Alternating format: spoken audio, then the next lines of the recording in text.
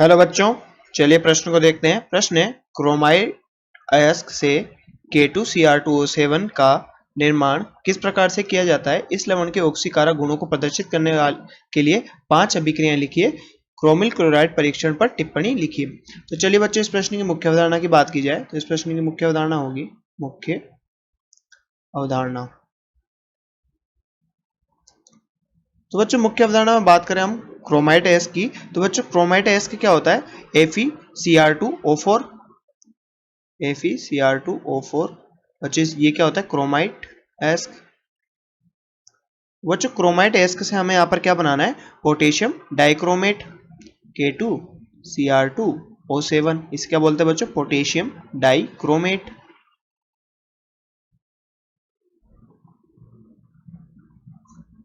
Dichromate. तो बच्चों बात करें यहाँ पर, ये पोटेशियम डाइक्रोमेट किस सिद्धांत पे कार्य करता है? बच्चों यहाँ पर हम क्रोमाइड से अगर हमें पोटेशियम डाइक्रोमेट बनाना है तो यहाँ पर कुछ हम सिद्धांतों का उपयोग करते हैं।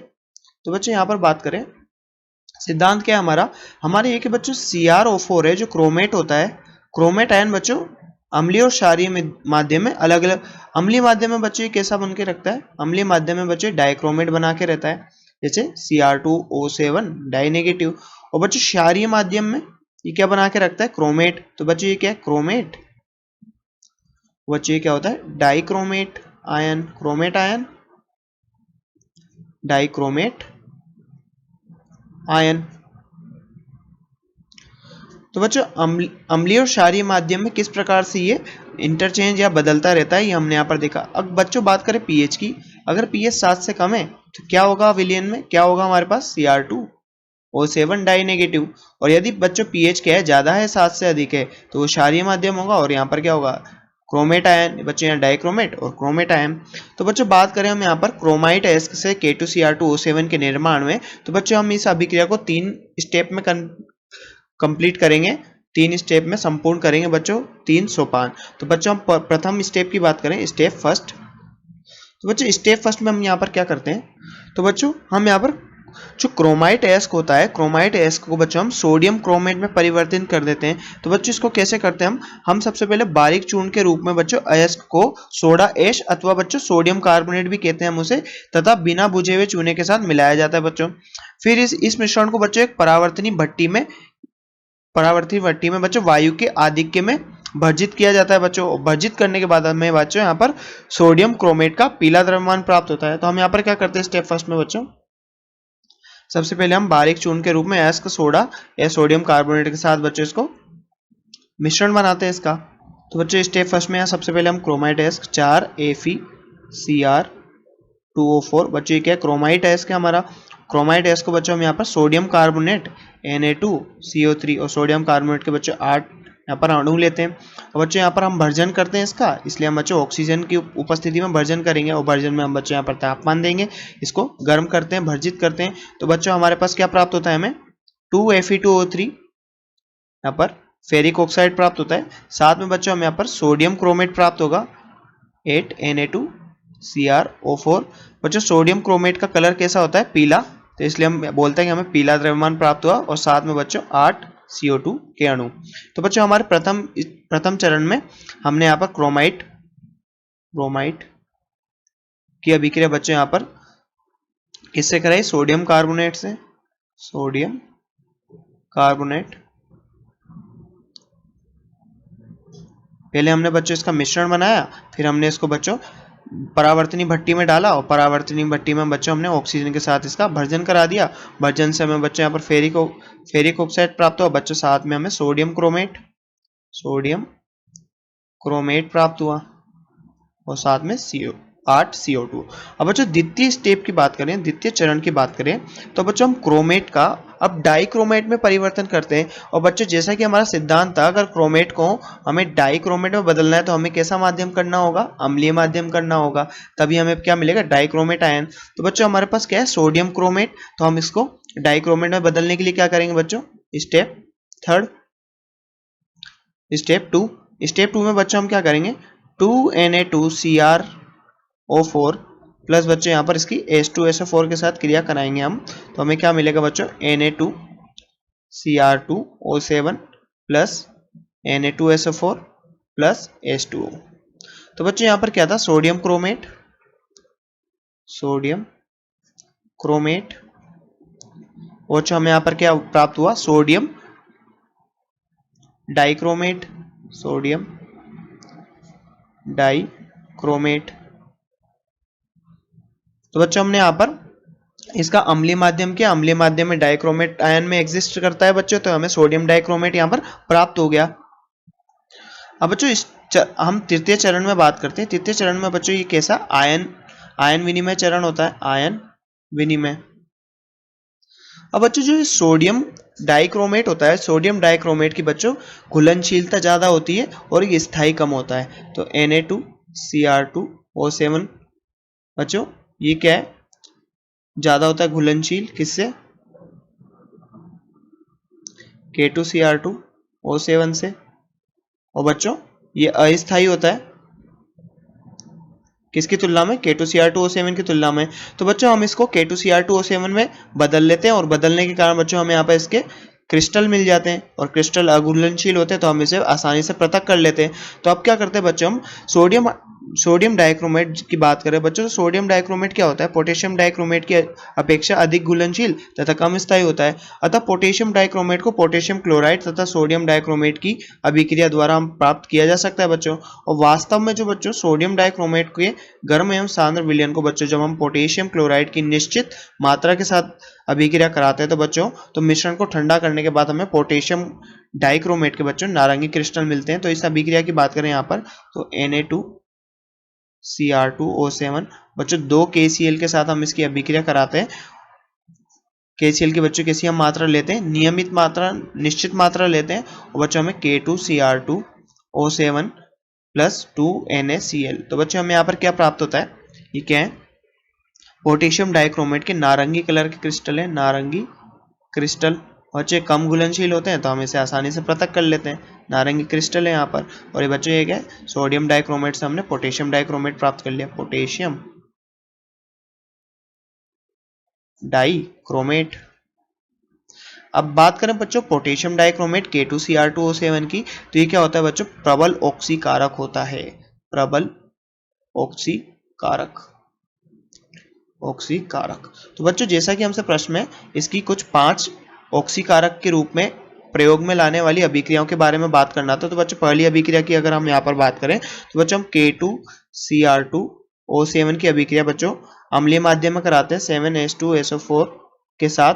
अम्लीय माध्यम में बच्चों अगर हम पोटेशियम आयोडाइड से कराते हैं तो बच्चों पोटेशियम आयोडाइड को एक इसमें बदल देता है आयोडीन में। तो यहाँ पर क्या होगा बच्चों, अभिक्रिया होगी ऑक्सीकरण की, ये क्या है बच्चों, पोटेशियम आयोडेट, और पोटेशियम आयोडेट के 4K2SO4 plus Cr2SO4 whole thrice plus बच्चों यहाँ पर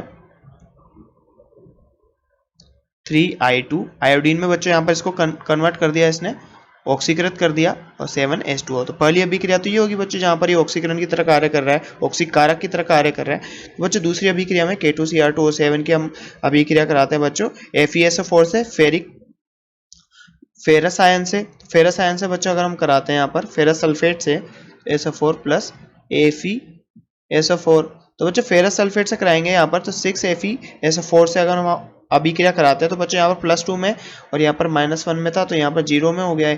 तो अगर हम इसकी अभिक्रिया कराते हैं तो ये ऑक्सीकरण होगा बच्चों यहाँ पर, और बनेगा K2SO4 plus Cr2SO4 whole thrice plus बच्चों यहाँ पर 3Fe2SO4 whole thrice plus 7H2O।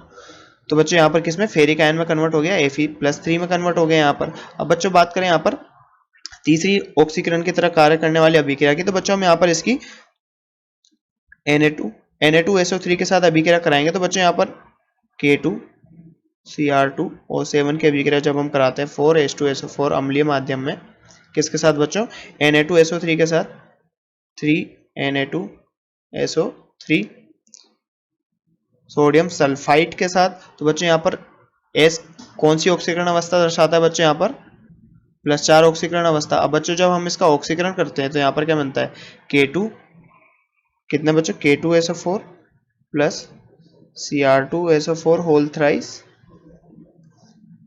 Plus 3Na2SO4 plus बच्चों 4H2O। बच्चों चौथी अभिक्रिया की अगर हम यहाँ पर बात करें तो K2Cr2O7 के साथ जब हम बच्चों सल्फाइड आयन की अभिक्रिया कराते हैं तो वो किसमें, सल्फर में कन्वर्ट हो जाता है बच्चों, ऑक्सीकृत हो जाता है। तो K2Cr2O7 प्लस 4H2SO4 बच्चों यहाँ पर अभिक्रिया करेंगे किससे, हाइड्रोजन सल्फाइड से, और सल्फाइड से अभिक्रिया करने के बाद बच्चों यहाँ पर क्या बनाएंगे, K2SO4 plus Cr2SO4 try negative, मतलब SO4 whole thrice plus 3S sulphur में बच्चों यहाँ पर ऑक्सीकृत हो गया और यहाँ पर 7H2O।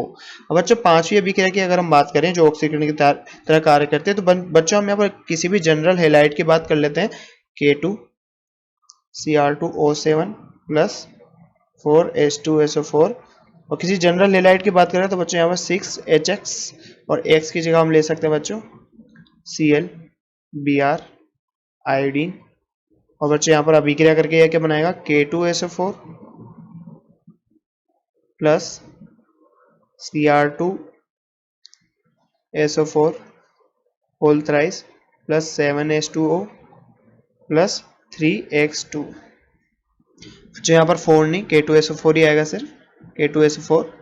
तो बच्चों ये हमसे 5 ऑक्सीकरण वाली अभिक्रियाएं पूछी गई थी, तो हमने यहाँ पर 5 ऑक्सीकरण वाली अभिक्रियाएं लिखी। और बच्चों अंत में हमने प्रश्न में पूछा गया है क्रोमाइल क्लोराइड टेस्ट। देखिए यहाँ पर बच्चों पूछा है हमसे अंत में क्रोमिल क्लोराइड परीक्षण की टिप्पणी दीजिए। तो बच्चों हम बात करें क्रोमिल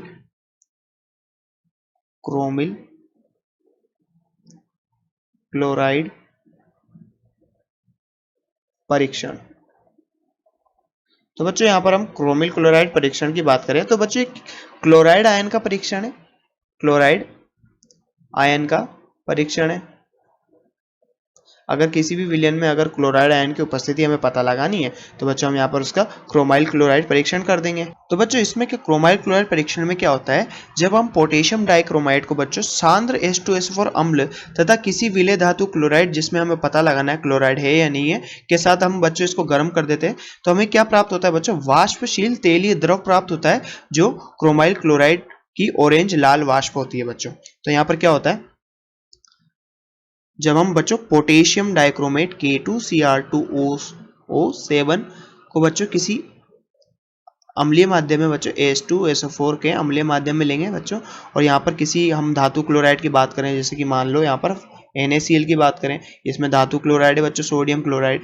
तो जब हम इसके साथ बच्चों इसको गर्म करते हैं, हीट करते हैं, गर्म का सिंबल, तो बच्चों हमें क्या प्राप्त होता है, 2KHSO4 प्लस 4NaHSO4 प्लस बच्चों हमें प्राप्त होता है यहाँ पर 2CrO2Cl2, जिसे हम क्या बोलते हैं बच्चों, क्रोमाइल क्लोराइड बोलते हैं। और बच्चों हमें क्या प्राप्त होता है 3H2O, और ये क्या बच्चों क्रोमिल क्लोराइड, क्रोमिल क्लोराइड और जल। तो बच्चों क्रोमिल क्लोराइड की कैसी होती है, नारंगी लाल वाष्प होती है। जब बच्चों हम क्रोमाइल क्लोराइड की वाष्प को जल में प्रवाहित करते हैं तो बच्चों में क्रोमिक अम्ल का पीला विलयन मिलता है। तो बच्चों हम बात करें यहाँ पर CrO2Cl2 प्लस, जब हम इसको जलीय वाष्प में प्रवाहित करते हैं तो बच्चों हमें यहाँ पर HCl के साथ साथ क्या मिलता है, H2CrO4 का पीला विलयन मिलता है बच्चों, क्रोमिक एसिड क्रोमिक अम्ल का पीला विलयन। तो बच्चों जैसा कि हमसे प्रश्न में पूछा गया था कि K2Cr2O7 की निर्माण की क्रियाविधि को बताइए तथा इसके 5 अभिक्रिया को लिखिए जिसमें ऑक्सीकारक की तरह कार्य कर रहा है, और बच्चों क्रोमिल क्लोराइड परीक्षण पर टिप्पणी लिखिए। तो बच्चों हमने यहाँ पर जो भी हमसे पूछा गया था इसको बेहतरीन रूप से समझा इस प्रश्न में। तो बच्चों आशा करते हैं आपको प्रश्न समझ में आया होगा। धन्यवाद।